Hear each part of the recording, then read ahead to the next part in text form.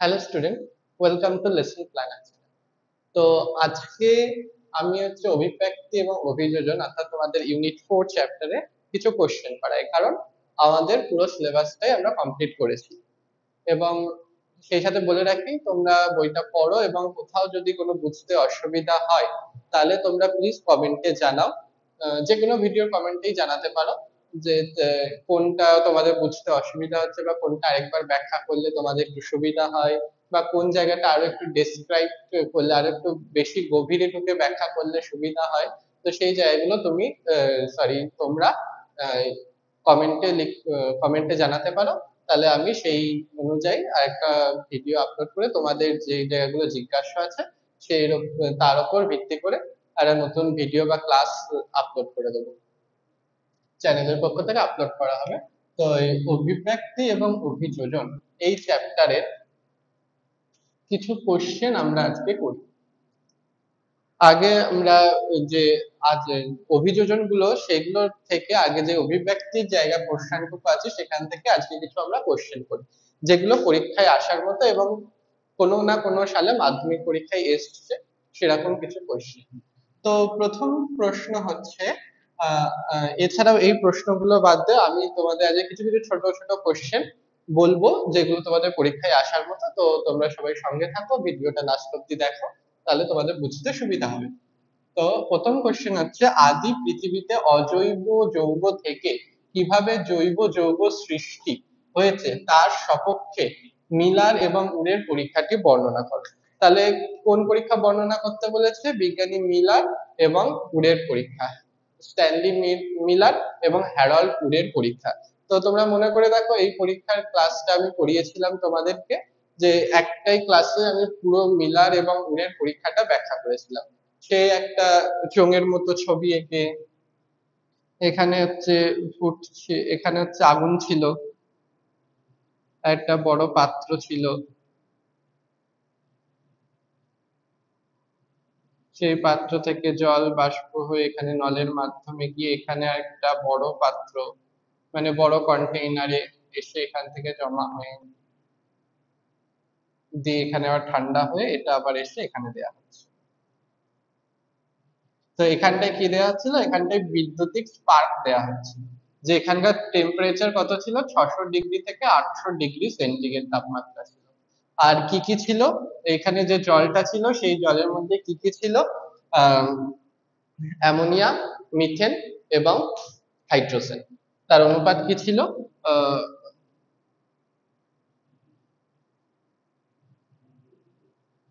Methane আর hydrogen, এদের অনুপাত 2:2:1, এই অনুপাত দেওয়া ছিল।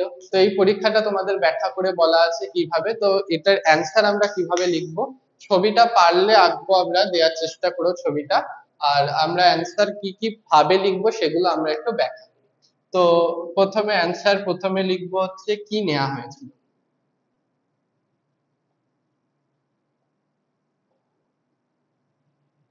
তাই এই আজকের ক্লাসটাই আমি তোমাদেরকে বোঝাবো যে পরীক্ষার খাতায় আমরা কিভাবে অ্যান্সার করব।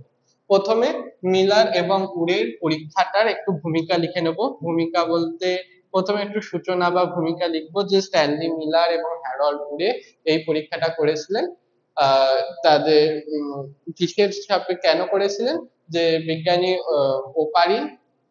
এবং বিজ্ঞানী ওপারিন মনে করতেন যে পৃথিবীতে জীবনের সৃষ্টি হয়েছিল জৈব রাসায়নিক প্রক্রিয়ার মাধ্যমে, অর্থাৎ অজৈব যৌগ থেকে জৈব যৌগের সৃষ্টি হয়েছে। তো সেরকমই আমরা একটু ভূমিকা লিখে নেব, তারপরে আসবো মেন মেন যেগুলো জায়গাগুলো লিখতে হবে কি নেওয়া হয়েছিল।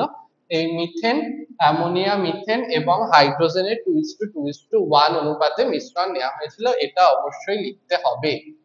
এখানে একটা পয়েন্ট থাকে বা নাম্বার থাকে, সেটা কি নেওয়া হয়েছিল এবং পরীক্ষাটা কিভাবে হয়েছিল।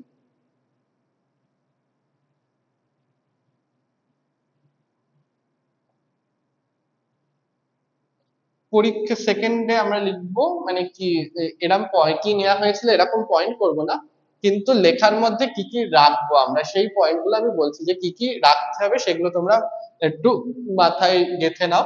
তো প্রথমে রাখতে হবে কি নেওয়া হয়েছিল, তাই পরীক্ষা কিভাবে করেছিলেন, যে এই মিশ্রণের জলটাকে ফুটিয়েছিলেন, মানে উত্তপ্ত করেছিলেন, তো সেই বাষ্প একটা বড় কন্টেনারে জমা হয়েছিল, সেখানে তারা কি করেছিলেন, তড়িৎ স্ফুলিঙ্গ দিয়েছিলেন 600 ডিগ্রি থেকে। এই কথাটাও লিখতে হবে, 600 ডিগ্রি থেকে 800 ডিগ্রি তড়িৎ স্ফুলিঙ্গ।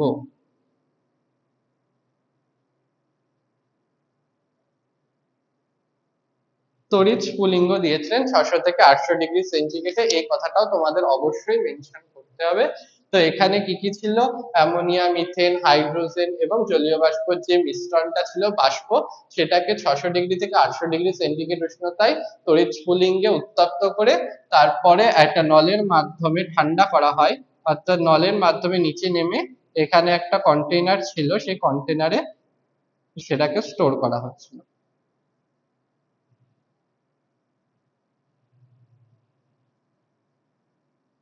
কন্টেনারে স্টোর করা হচ্ছে। তো এখন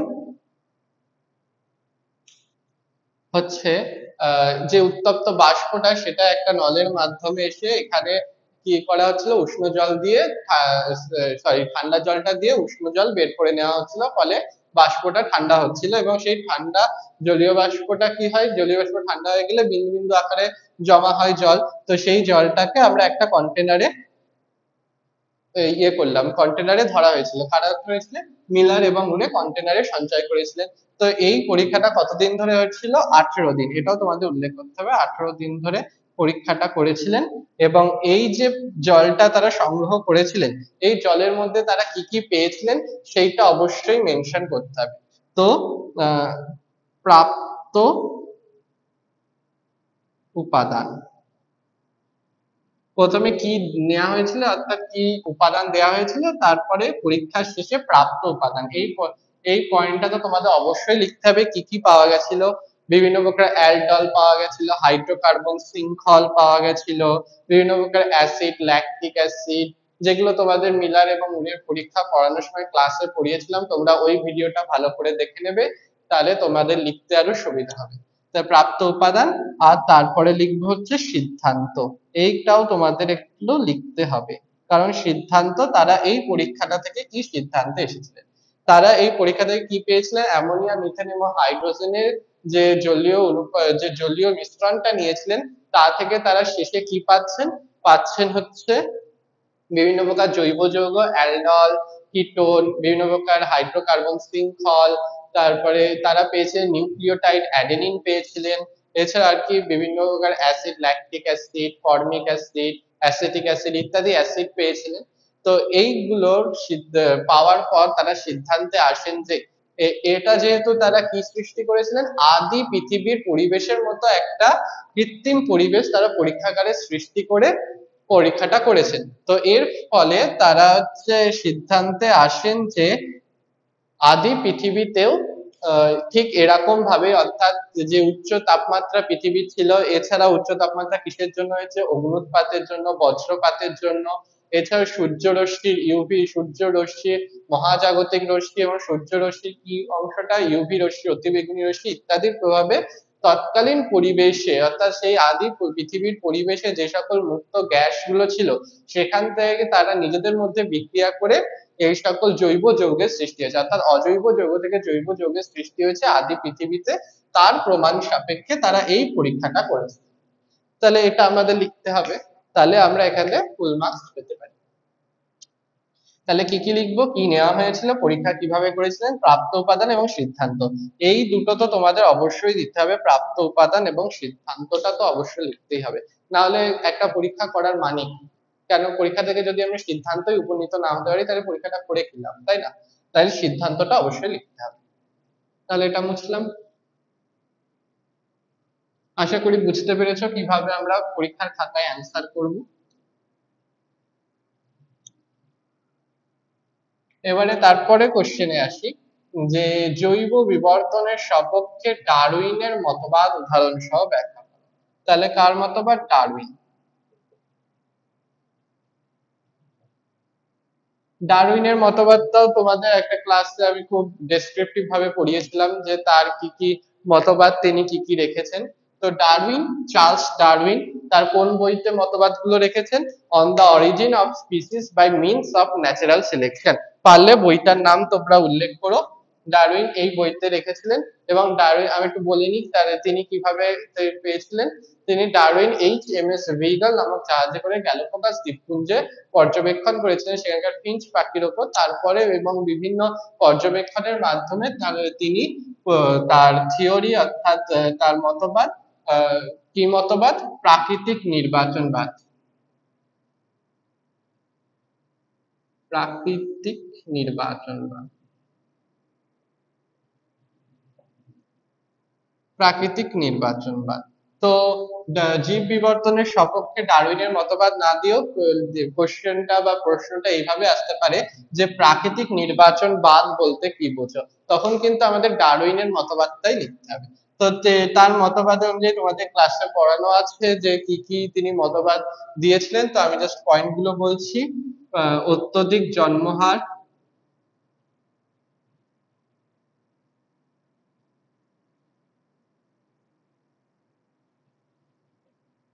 উদাহরণ সহ ব্যাখ্যা করতে বলেছে। তো আমরা এখানে উদাহরণ দিতে পারি অত্যধিক জন্মহারে কি, যেমন স্যামন মাছ প্রায় 2 কোটি ডিম পারে, তারপরে ঝিনুক প্রায় 12 কোটি ডিম উৎপন্ন করতে পারে। এই সকল উদাহরণ আমরা দিতে পারি। দুইয়ে হচ্ছে উম, আহ, আহ, দুইয়ে হচ্ছে পৃথিবীতে বাসস্থানের অভাব যেটা, সেটা আমাদের লিখতে হবে। পয়েন্টটা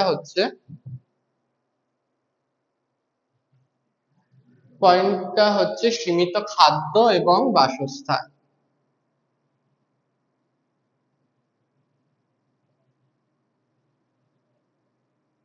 সীমিত খাদ্য এবং বাসস্থান, অর্থাৎ পৃথিবীতে সীমিত খাদ্য এবং বাসস্থান থাকে। এবং তারপরে পয়েন্ট হচ্ছে জীবন সংগ্রাম, অস্তিত্বের জন্য সংগ্রাম।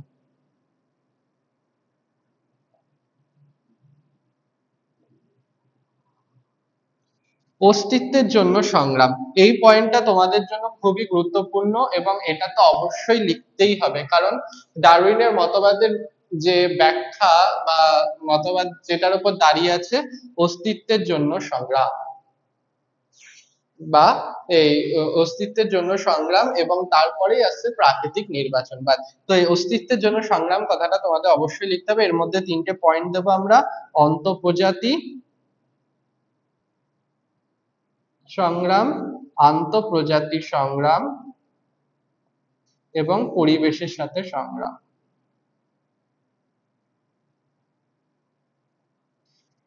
তো এই অস্তিত্বের জন্য সংগ্রাম এই অংশটুকু অনেক সময় শর্ট কোশ্চেন আকারেও দেয়, 2 মার্কসের আকারেও দেয়। শুধু এই অংশটুকু তুলে দিল 2 মার্কসের আকারে। কি দিতে পারে?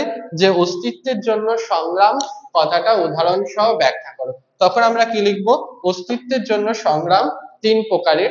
কি কি আছে? অন্তঃপ্রজাতি, আন্তঃপ্রজাতি এবং পরিবেশের সাথে সংগ্রাম। তো আন্তঃপ্রজাতি সংগ্রাম এইগুলো ব্যাখ্যা করতে হবে।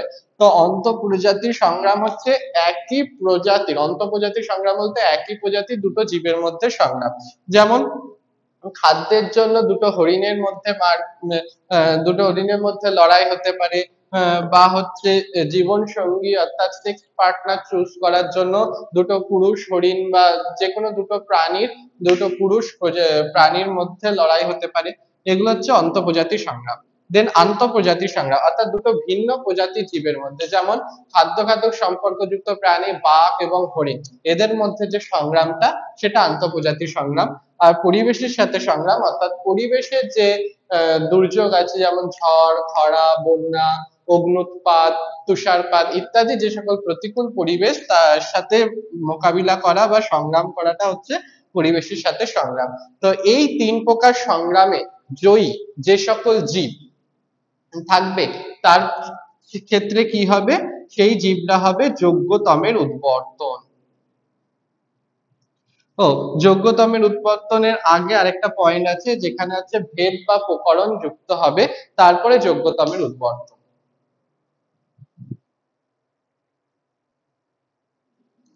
কেন ভেদ বা প্রকরণ হবে? কারণ হচ্ছে অস্তিত্বের জন্য সংগ্রাম আন্তঃপ্রজাতি পরিবেশের সাথে সংগ্রামের ফলে তাদের যে কিছু কিছু বৈশিষ্ট্য বা নতুন যে অর্থাৎ একটা সংগ্রাম জেতার পর তাদের হচ্ছে কিছু কিছু বৈশিষ্ট্য তাদের দেহে নতুন ভাবে তারা ইয়ে করতে অ্যাডপ্ট করতে সক্ষম হবে। তো সেই সকল বৈশিষ্ট্য বা বৈচিত্র্যগুলোর জন্য হবে ভেদ বা প্রকরণ। তারপরে কি হবে? যোগ্যতমের উদ্বর্তন।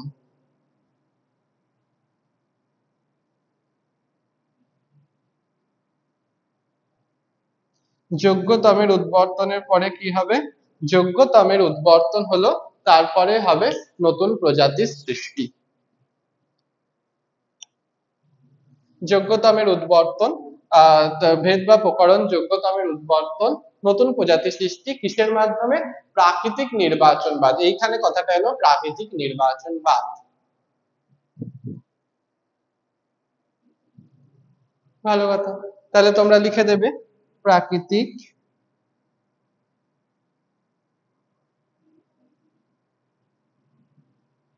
দেন তারপরে নতুন প্রজাতির সৃষ্টি।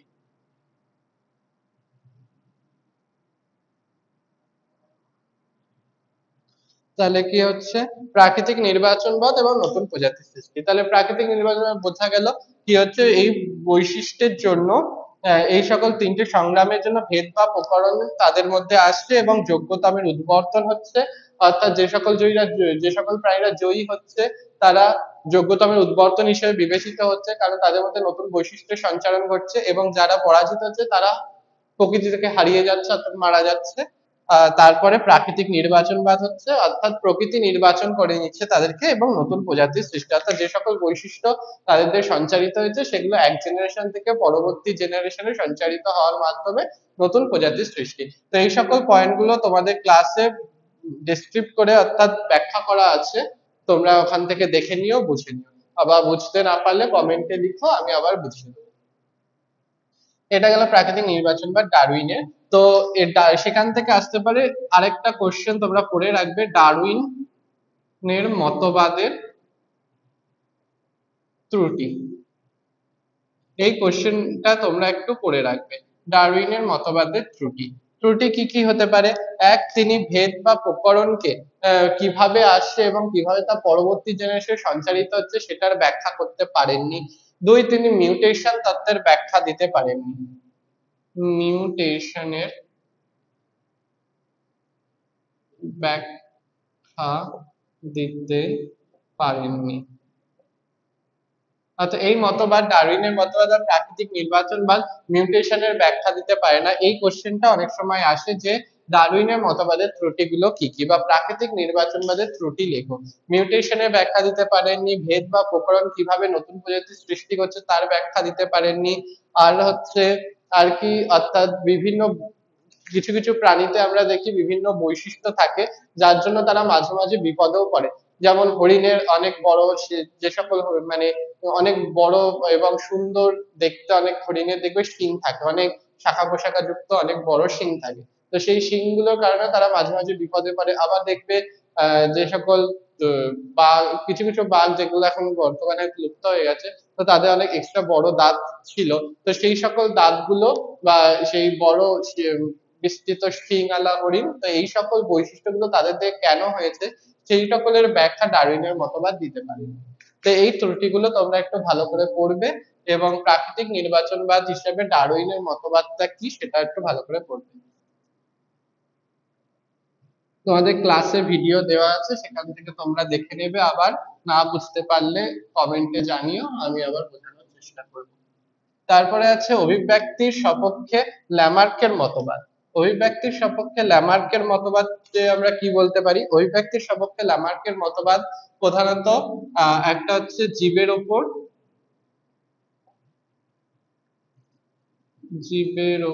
পরিবেশের প্রভাব।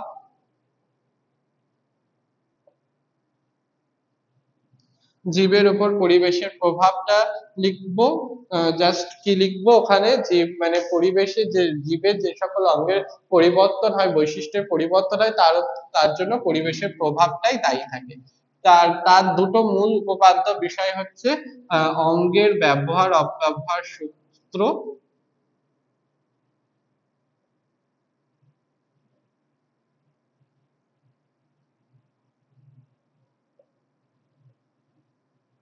আর হচ্ছে অর্জিত বৈশিষ্ট্যের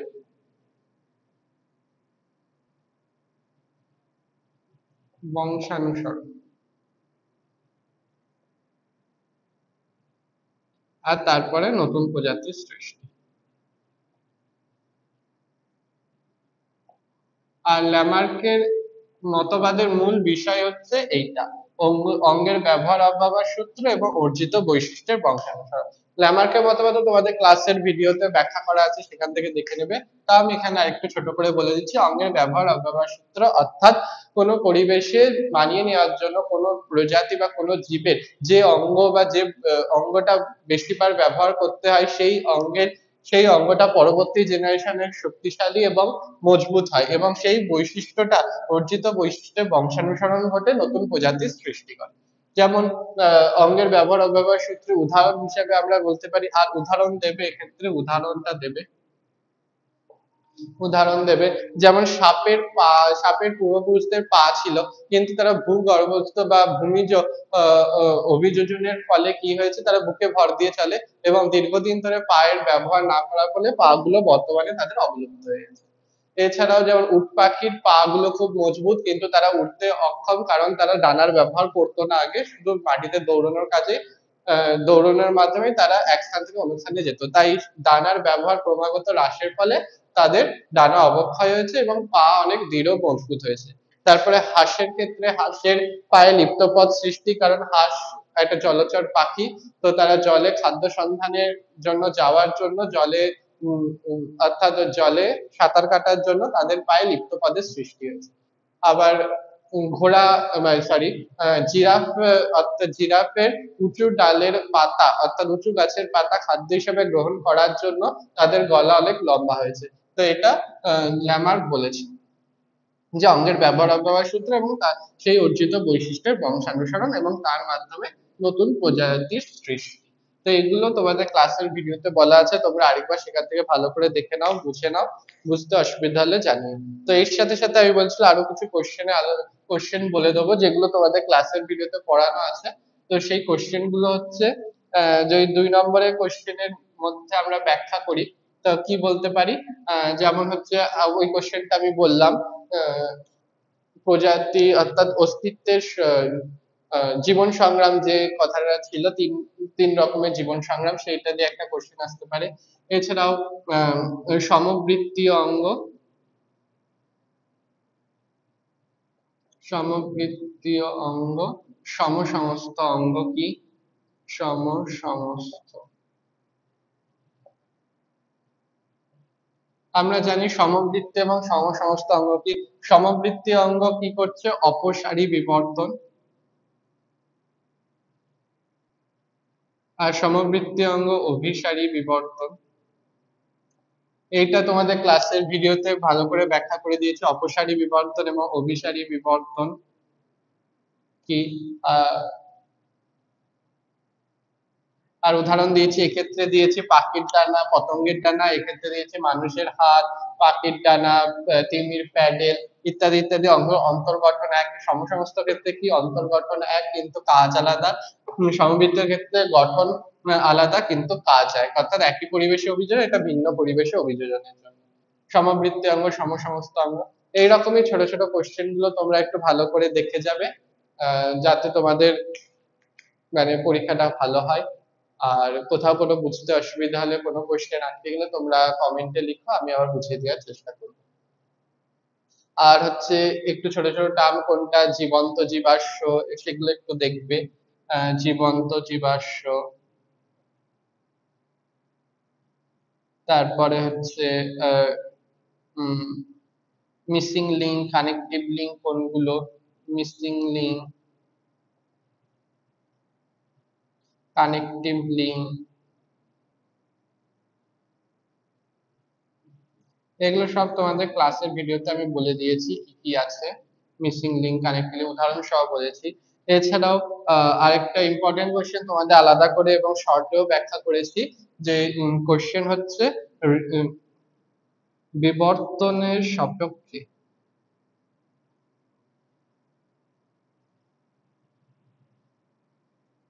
হৃৎপিণ্ডের গঠন ব্যাখ্যা করো।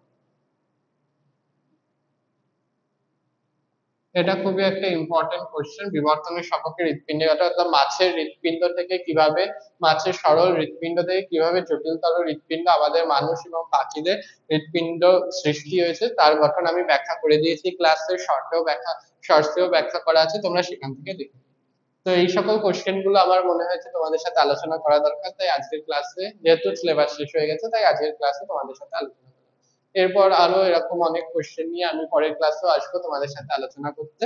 তোমরা দেখতে থাকো ভিডিও গুলো ভালো করে, কোথাও বুঝতে অসুবিধা হলে জানিও কমেন্টে, আমি আবার বোঝানোর চেষ্টা করবো। তো আজকের ক্লাস এই অবধি, টাটা।